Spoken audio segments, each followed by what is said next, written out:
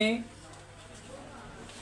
लोग पढ़ लिए मूलतः दो प्रकार के खनिज होते हैं। नहीं, कौन कौन? रिपीट में आपका ध्यान रहना चाहिए। इधर खनिज कितने प्रकार के होते हैं? मूलतः क्या होते हैं? दो प्रकार के। क्या नाम है उसका? धात्विक खनिज और अधात्विक खनिज। नहीं, अधात्विक खनिज, ठीक है। अधात्विक खनिज और अधात्विक। धात्विक गलत लिखा हुआ है, अधात्विक हो गया।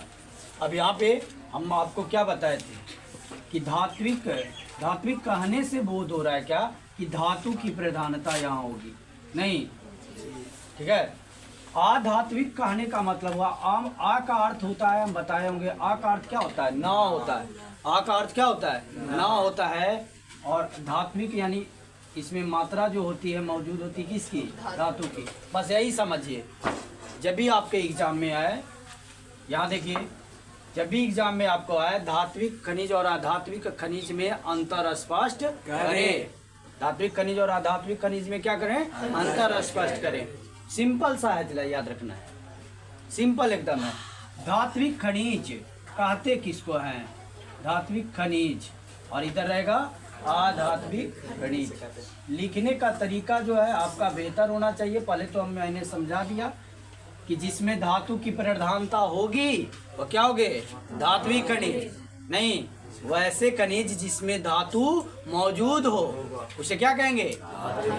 धात्विक खनिज। और वैसे खनिज जिसमें धातु मौजूद ना हो, या इसको अपने तरीके से या और बेहतर तरीके से कैसे करें कि वैसे खनिज जिसमें धातु के कुछ अंश मौजूद हों, ठीक है, उसको क्या कहेंगे? धात्विक खनिज। और वैसे खनिज जिसमें धातु का कुछ भी अंश, एक भी अंश जो है ना मौजूद ना हो, उसको क्या कहेंगे? अधात्विक खनिज। यही चीज़ों को हम लोग अंतर में करते हैं। नहीं तो पॉइंट्स जो है आपका इस तरीके से आपको ध्यान रखनी होगी। और सेकंड पॉइंट जो है उसका आप लोग क्या कर सकते हो? उदाहरण के रूप में आप दे सकते हो। उदाहरण सेकंड में आपका क्या रह जाएगा?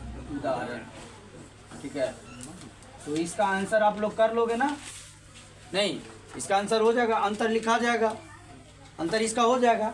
जैसे लिखना क्या है कि वैसे, बोलिए, वैसे खनिज जिसमें क्या धातु के अंश पाए जाते हैं। धातु के अंश पाए जाते हैं,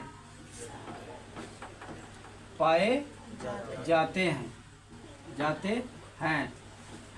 यहाँ पे रुकना है, यहाँ पे रुकना है, ठीक है। कॉमा हो गया। क्या कहलाते हैं? धात्विक खनिज कहलाते हैं।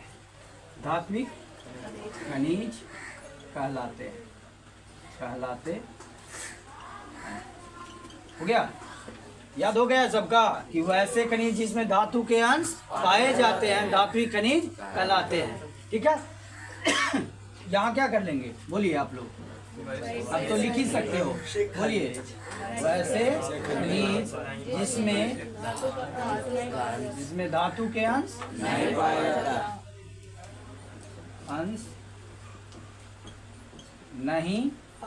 पाए जाते हैं, नहीं पाए जाते हैं, क्या कहलाएंगे? अधात्विक खनिज कहते हैं कि कहलाते हैं? अधात्विक खनिज कहलाते हैं। अब बताओ कि धात्विक खनिज किसमें पाया जाएगा? अब धातु का जो आपका अयस्क जो बताया गया है केमिस्ट्री में बताए हैं, तो उसमें आप लोगों को नाम सुने होंगे। बॉक्साइट, नाम सुने होंगे ना? बॉक्साइट है? नहीं, मैग्नीज नहीं होगा। समझ गया? आपका बॉक्साइट हो जाएगा। हाँ, लौह अयस्क सभी हो जाएंगे। नहीं, सभी लौह अयस्क जो होंगे सभी लौह अयस्क हो जाएंगे, ठीक है। इसके अलावे आप नाम सुने होंगे क्रायोलाइट, जिंकाइट, ये सब नाम सुने होंगे ना। तो आपका हो गया क्रायोलाइट, ज़्यादा लिखना नहीं है, ETC हो गया। और इधर उदाहरण में ले लीजिए आप, बताइए, बोलिए आप लोग। कोयला होगा ना, बोलिए कोयला, बोलो। पेट्रोल की पेट्रोलियम लिख दें, पेट्रोलियम। और हाँ, हीरा, ग्रेफाइट इत्यादि नहीं, ठीक है, ETC कितना लिखिएगा। अब ये आपका 2 नंबर कंप्लीट हो गया। अगर आपके एग्जाम में आते हैं तो हो जाएगा कंप्लीट। अब हो गया ना। ये आपका क्या हो गया, धात्विक, खनिज और अधात्विक मूलतः, ठीक है। लेकिन इस चीज के जगह पे आपको एग्जाम में अन्य प्रश्न आ जाए, दूसरे प्रश्न आ जाए और कहे लोहे की प्रधानता के आधार पर, लोहे की प्रधानता के आधार पर खनिज कितने प्रकार के होते हैं। लोहे की प्रधानता के आधार पर खनिज के प्रकारों को लिखें। क्या कह दे, लोहे की प्रधानता के आधार पर खनिज के प्रकारों को लिखें, ठीक है, या खनिज के प्रकारों का अंतर स्पष्ट करें। तब कैसे करिएगा, तो याद रखिएगा चलो आप लोग कि लोहे की प्रधानता के आधार पर खनिज कितने प्रकार के, 2 प्रकार के। उसके आधार पर भी कितने प्रकार के हो जाएंगे। चलिए इसको मिटा दूं।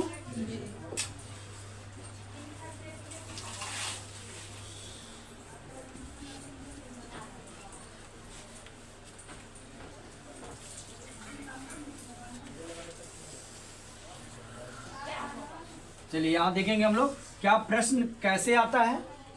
प्रश्न जितना पूछा जाए जवाब उतना ही दिया जाना चाहिए। नहीं आपका सवाल कोई और हुआ, आपका घर का पता सिर्फ पूछा कि आप कहाँ के रहने वाले हो, आप पूरे खानदान का नाम बता दो। हम यहाँ